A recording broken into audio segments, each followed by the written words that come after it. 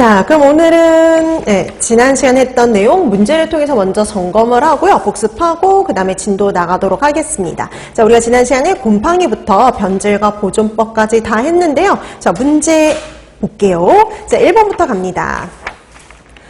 전분당 화력, 단백질 분해력이 강해서 약주, 탕주, 된장, 간장 이런 제조에 사용되는 곰팡이가 있었죠. 그게 아스페르길루스였어요. 답은 2번이죠.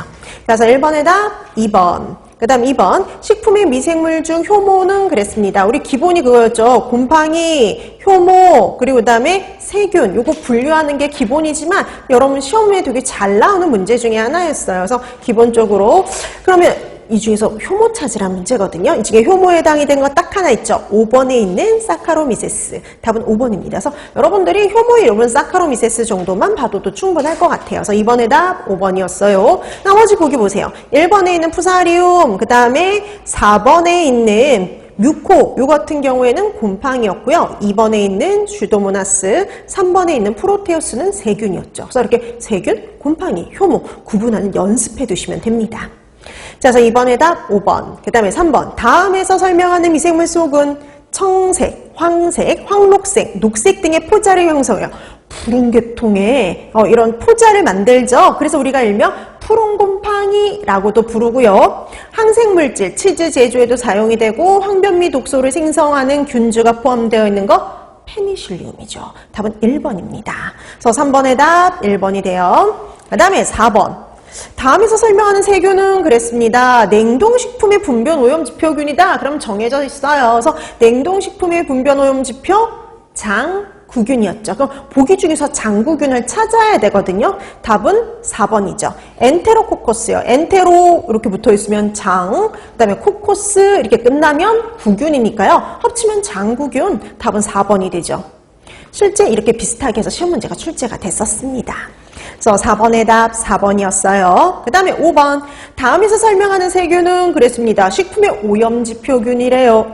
오염지표균 중에 그람 음성의 호기성, 통성염기성, 무화포, 간균으로요. 유당을 보내서 산과 가스를 만들어낸다. 대장균 찾으라. 이 말이죠. 이렇게 대장균과 관련된 문제는 이 유형을 빼곤 다 한 번씩 나왔거든요. 그러니까 이런 유형이 나올 수가 있어요.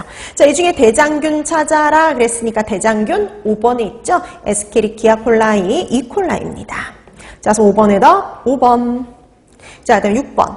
살균 소독법이에요. 자, 이 중에서 물리적인 방법. 우리 위생사 시험 문제에 또 단골로 나오는 게 물리적, 화학적, 이거 구분하는 문제인데 이 중에서 물리적인 방법 찾아라 그랬죠. 자, 이 중에 물리적인 거 1번. 자외선 살균입니다. 나머지 알코올, 크레졸, 오존, 생석회는요. 다 화학 소독제를 이용한 거니까 이거는 화학적인 방법들이에요.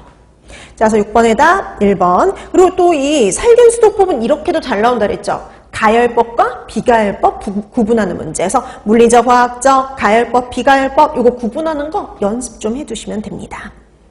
자, 그래서 6번의 답 1번이었고요. 그 다음에 7번. 다음에서 설명하는 방사성 동위원소는 그랬습니다. 자, 식품 조사 처리에 사용한대요. 그러니까 우리가 식품의 방사선 조사에 사용하는 애 찾아라. 이거 물어보는 거죠. 자, 우리 식품에 사용 가능한 방사선은 하나밖에 없어요. 방사는 동위원소는 하나밖에 없어요. 코발트 60이었잖아요. 답은 5번이죠. 자, 그래서 7번의 답 5번. 작년에 이렇게 비슷하게 해서 시험 문제가 출제가 됐었습니다.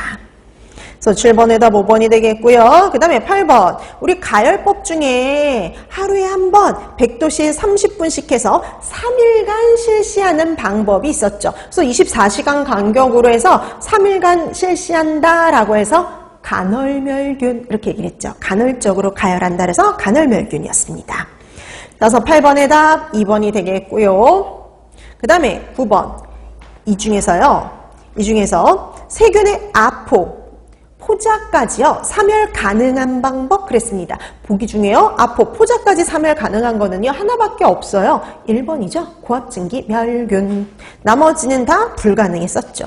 자, 그래서 9번의 답 1번이 되겠고요. 그 다음에 10번. 방사선 살균법 중에 투과력이 가장 강한 방사선은 그랬습니다. 우리가 가장 강하기 때문에 얘를 이용한다 그랬는데 바로 감마선이었죠. 감마선입니다. 자, 그래서 10번의 답 3번이 되죠.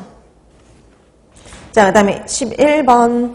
자외선 살균법의 특징입니다. 옳은 거 그랬어요. 그럼 자외선 살균 그러면 얘만의 특징이 있었는데요. 자외선 살균에 대한 설명으로 옳은 거 4번이죠. 잔류 효과라는 게 없었어요. 자, 11번에